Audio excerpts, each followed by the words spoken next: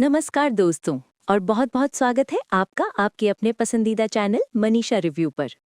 आज मैं आपके लिए टीवी के सबसे पसंदीदा शो ईशानी की आने वाली अपकमिंग ट्विस्ट के बारे में एक ऐसी चटपटी और धमाकेदार जानकारी लेकर आई हूँ जिसे सुनकर आप अपनी सीट से उछल पड़ेंगे। सोचिए, जिस ईशानी को शाश्वत ने धक्के मारकर घर से निकाला, जिसे बेइज्जत किया, वही ईशानी अब क्या करने वाली है? और वो नंदिनी जो मीठी मीठी बातें करके शाश्वत को अपने जाल में फंसा रही थी, उसका क्या हुआ? आज हम इन्हीं सारे सवालों के जवाब देंगे।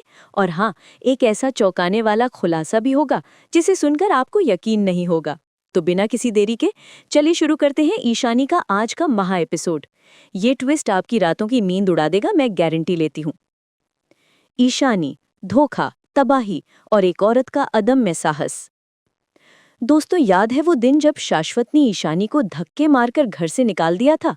ईशानी रो रही थी, टूटी हुई थी, लेकिन उसकी आंखों में एक अजीब सी चमक थी। वो चमक थी खुद को साबित करने की। वो चमक थी अपने आत्मसम्मान की रक्षा करने की। शाश्वत को लगा कि उसने ईशानी को घर से निकालकर बहुत बड़ी जीत हासिल कर ली है।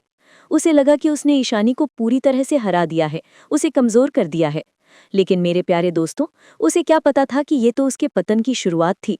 ये तो उसकी बर्बादी की पहली सीढ़ी थी। और कहानी में यहीं पर एंट्री होती है हमारी ड्रामा क्वीन नंदिनी की। वो नंदिनी जो शाश्वत के बहुत करीब थी। वो ऐसी मीठी छुरी थी जो धीरे धीरे शाश्वत की जिंदगी को खोखला कर रही थी। वो जहर घोल रही थी शाश्वत की नस नस में। नंदिनी ने शाश्वत के मन में ईशानी के खिलाफ डर भरना शुरू किया। वो शाश्वत से कहती, शाश्वत, ईशानी इतनी आसानी से तुम्हारा पीछा नहीं छोड़ेगी। तलाक में वो तुमसे एल्यूमिनी, प्रॉपर्टी और कंपनी में हिस्सेदारी मांगेगे। अनुराग भी उसके साथ है, और अगर उन दोनों ने तुम्हें टारगेट कर लिया तो तुम बर्बाद हो जाओगे। पहले तो शाश्वत हंस देता था, अपने अहंकार में चूर होकर कहता था, ईशानी में इतनी हिम्मत नहीं कि वो मुझसे कुछ छीन सके। अनुराग भी मेरा कुछ नहीं बिगाड़ सकता। उसे अपनी ताकत पर, अपने पैसे पर, अपने रुतबे पर इतना घमंड था कि उसे लगा कि कोई भी उसका कुछ नहीं बिगाड़ सकता। लेकिन दोस्तों, नंदिनी की बातें धीरे धीरे शाश्वत के दिमाग पर असर करने लगी। उसके मन में एक छोटा सा बीज, शक का बीज, डर का बीज पनपने लगा। उसका डर बढ़ने लगा कि कहीं ईशानी सच में बदला लेने की नीयत से उसकी प्रॉपर्टी और बिजनेस पर दावा न ठोक दे। और बस नंदिनी को इसी डर का फायदा उठाना था। उसे तो बस एक मौका चाहिए था शाश्वत को अपने जाल में फंसाने का। एक दिन वो शाश्वत के पास प्यार से आई, ऐसे मीठे अंदाज में जैसे शहद में लिपटी छुरी हो। वो बोली, शाश्वत, अगर तुम्हें मुझ पर भरोसा है तो एक काम करो, अपनी सारी प्रॉपर्टी और कंपनी के शेयर्स मेरे नाम कर दो। जैसी तलाक का मामला खत्म होगा, मैं तुरंत सब कुछ तुम्हें वापस कर दूंगी। इस तरह तुम्हारा कोई नुकसान नहीं होगा और ईशानी के पास तुम्हारे खिलाफ कोई हथियार भी नहीं बचेगा। शाश्वत, जिसे लगा कि नंदिनी उसकी सबसे बड़ी हितैषी है, उसकी सबसे अच्छी दोस्त है, उसकी बातों में आ गया। अपने डर और शक के चलते उसने सारे कागजात तैयार करवाए, वकीलों से बात की और धीरे धीरे अपनी पूरी प्रॉपर्टी, कंपनी के शेयर्स, यहाँ तक कि बैंक अकाउंट्स तक नंदिनी के नाम कर दिए। उस समय उसके चेहरे पर आत्मविश्वास था। उसे पूरा भरोसा था कि नंदिनी उसे कभी धोखा नहीं देगी। उसे लगा कि उसने बहुत स्मार्ट मूव खेला है, बहुत चालाकी दिखाई है। जब भी शाश्वत पूछता, सब कुछ मेरे नाम कब करोगी, नंदिनी मीठी हंसी हंसकर कहती, ये सब बस नाम का है शाश्वत, असली मालिक तो तुम ही हो। चिंता मत करो, जैसे ही तलाक हो जाएगा सब कुछ तुम्हें लौटा दूंगी। शाश्वत इन बातों से संतुष्ट होकर निश्चिंत रहने लगा। उसे लगा कि उसने अपनी सारी मुश्किलों का हल ढूंढ लिया है। उसे क्या पता था कि उसने तो अपनी बर्बादी की नींव खुद ही खोद ली थी। लेकिन असली तूफान तो तब आया जब तलाक की कार्रवाई में उलझे शाश्वत को अचानक पता चला कि नंदिनी कहीं गायब हो गई है। पहले तो उसने सोचा कि शायद किसी बिजनेस टूर पर गई होगी, जल्द लौट आएगी। लेकिन दिन बीतते गए, हफ्ते बीतते गए और नंदिनी का कोई अता पता नहीं था। शाश्वत ने उसे फोन किया, लेकिन उसका फोन बंद आ रहा था। उसके घर गया तो वहां ताला लगा हुआ था। वो परेशान होने लगा, उसे चिंता होने लगी। धीरे धीरे शाश्वत की कानों तक खबर पहुंची कि नंदिनी ने कोलकाता में एक आलीशान घर ले लिया है और वहीं शिफ्ट हो गई है। शाश्वत का दिमाग शून्य रह गया जब उसे पता चला कि नंदिनी ने ना सिर्फ उसकी कंपनी के सारे शेयर्स अपने नाम करा लिए हैं, बल्कि पूरी प्रॉपर्टी और बिजनेस पर भी कब्जा जमा लिया है। इतना ही नहीं, ऑफिस में उसके भरोसेमंद स्टाफ को भी बदलकर नंदिनी ने अपने लोगों को बिठा दिया था। अब कंपनी के हर कागज पर, हर प्रोजेक्ट पर सिर्फ नंदिनी का नाम था। शाश्वत अब कुछ भी नहीं था, बस एक नाम का मालिक। दोस्तों, ये सच्चाई सुनकर शाश्वत के पैरों तले जमीन खिसक गई। उसकी हालत उस इंसान जैसी हो गई जिसने अपने ही हाथों से खुद अपने पैरों पर कुल्हाड़ी मारी हो। गुस्से और पछतावे से उसका खून खौल उठा। उसे अपनी बेवकूफ़ी पर, अपने अहंकार पर इतना गुस्सा आया कि वो दीवारों से सिर टकराने लगा। लेकिन अब कुछ भी करने के लिए बहुत देर हो चुकी थी। नंदिनी ने उसे बर्बाद कर दिया था और शाश्वत अब सड़क पर खड़ा था, लाचार, कंगाल और पूरी तरह बर्बाद। उसका सारा घमंड, उसका सारा पैसा, सब कुछ एक पल में खत्म हो गया था। यहाँ तक तो हमने देखा कि शाश्वत ने खुद ही अपनी बर्बादी का रास्ता चुना। लेकिन दोस्तों, इस कहानी में एक और पहलू भी है। वो है हमारी ईशानी का। एक तरफ जहाँ शाश्वत अपनी बर्बादी से जूझ रहा था, वहीं दूसरी ओर ईशानी ने अनुराग की मदद से अपनी नई जिंदगी की शुरुआत कर दी थी। ईशानी अब अपने करियर पर ध्यान देने लगी और दिन रात मेहनत करके आईपीएस बनने की तैयारी करने लगी। उसका हौसला और जज्बा देखकर अनुराग भी गर्व महसूस करता। अनुराग ने उसे हमेशा यही समझाया था, ईशानी, तुम्हारा भविष्य ही तुम्हारी असली ताकत है। अपने सपनों को कभी मत छोड़ना। ईशानी ने इन शब्दों को दिल से अपनाया और संघर्ष के रास्ते पर डटी रही। उसने अपनी सारी पुरानी यादें, सारे दुख, सारी बेइज्जती को अपनी ताकत बना लिया था। कुछ ही महीनों में ईशानी की मेहनत रंग लाई और उसने न सिर्फ अपनी पढ़ाई पूरी की, बल्कि आईपीएस की परीक्षा भी पास कर ली। आज वो वर्दी पहनकर समाज के सामने एक मिसाल बन चुकी थी। उसकी आंखों में आत्मविश्वास और चेहरे पर दृढ़ निश्चय साफ छलकता था। लोग कहते, देखो, यही है औरत की असली ताकत।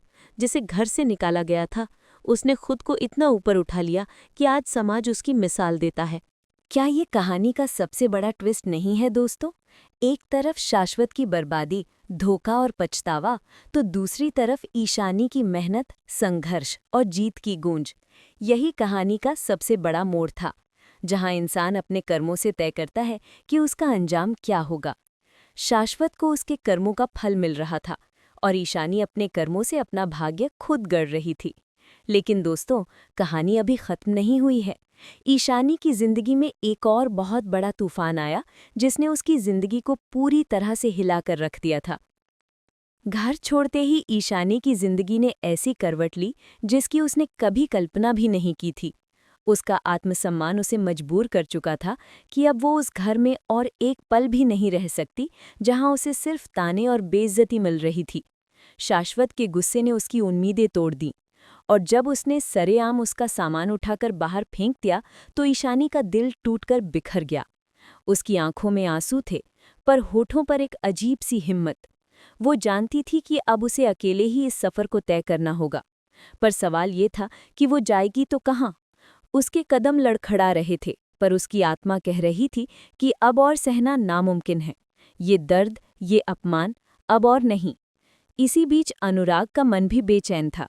वो ईशानी से बेहद नाराज था, लेकिन उसके दिल के कोने में एक सवाल चुभ रहा था कि क्या ईशानी सच में उससे प्यार करती है या नहीं।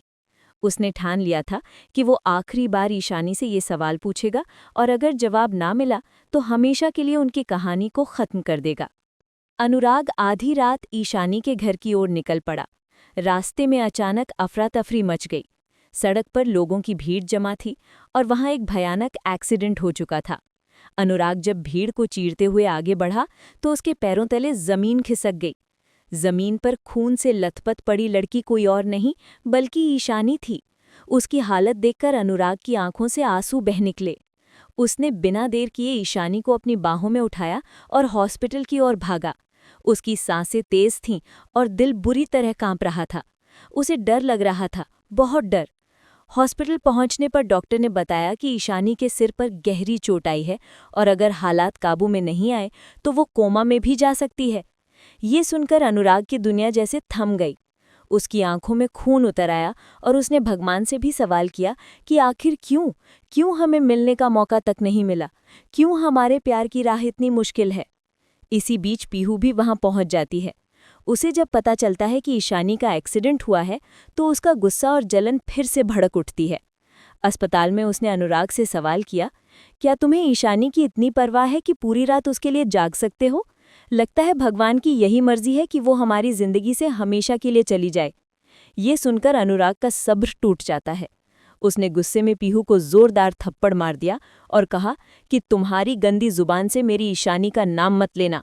मैं आज भी उससे ही प्यार करता हूं और करता रहूंगा। तुम 7 जन्मों में भी ईशानी जैसी नहीं हो सकती। उसने मेरे लिए सब कुछ सहा, यहाँ तक कि तुम्हारे लिए भी उसने मुझे अपनाने की कोशिश की। लेकिन तुम कभी प्यार की कीमत नहीं समझ पाओगी। तुम्हें ये नहीं पता कि जज्बात क्या होते हैं, मोहब्बत क्या होती है। अनुराग के शब्द तलवार की तरह पीहू के दिल को चीर कर रह गए। वो स्तब्ध खड़ी रह गई। क्या ईशानी कोमा से बाहर आएगी? क्या अनुराग का प्यार उसे वापस ला पाएगा? दोस्तों, कहानी में अभी और भी ट्विस्ट बाकी हैं। जब ईशानी अस्पताल में जिंदगी और मौत के बीच झूल रही थी, शाश्वत को उसकी हालत के बारे में पता चलता है। नंदिनी के धोखे से बर्बाद हो चुका शाश्वत अब तक अपने किए पर पछता रहा था। उसे अपनी गलतियों का एहसास होने लगा था। ईशानी को इस हालत में देखकर उसके अंदर का इंसान जाग उठा। वो उस ईशानी को बचाने के लिए कुछ भी करने को तैयार था जिसे उसने कभी घर से निकाला था। शाश्वत ने महसूस किया कि ईशानी ही उसकी सच्ची हमसफर थी, जो हर मुश्किल में उसके साथ खड़ी रहती। उसे अपनी बेवकूफ़ी का गहरा पछतावा हुआ।